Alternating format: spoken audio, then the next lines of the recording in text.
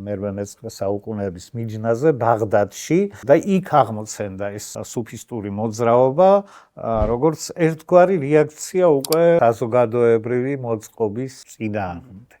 ეს იყო გარკვეული პროტესტის ფორმა, როდესაც უკვე პოლიტიზირებულ ისლამს არ ეთანხმებოდა ბევრი მორწმუნე, რომელსაც ისლამში შინაგანი ფაქტორები აინტერესებდა, რელიგიის შინაგანი ფაქტორები და ამიტომაც ეს ნაწილი, თქმა უნდა, ხალხისა გამოეყო, პრინციპში თვითონ ის დიდი თემიც მაშინ ყალიბდებოდა და ესენი ცალკე გამოეყვნენ და საერთოდ საკუთარი წესრიგი შესთავაზეს ისლამს როგორც ინსტიტუციას ბაღდადში. ხშირად ეს კლერიკალური ისლამი, რაც თქვათ მომძლავრებული იყო და ებრძოდა ამ სუფისტურ წარმოდგენებს, მაგალითად ალ-ხალაჯი იყო ასეთი პირველი შაჰიდიო, ესე აღნიშნავენ ხოლმე, ანუ სიყვარულისთვის მკვდარი შეწირული, სიყვარულს შეწირული, რომელიც ჩამოახრჩვეს, მერე დაწვეს, მერე ფერფლ დინარეს გაატანეს. და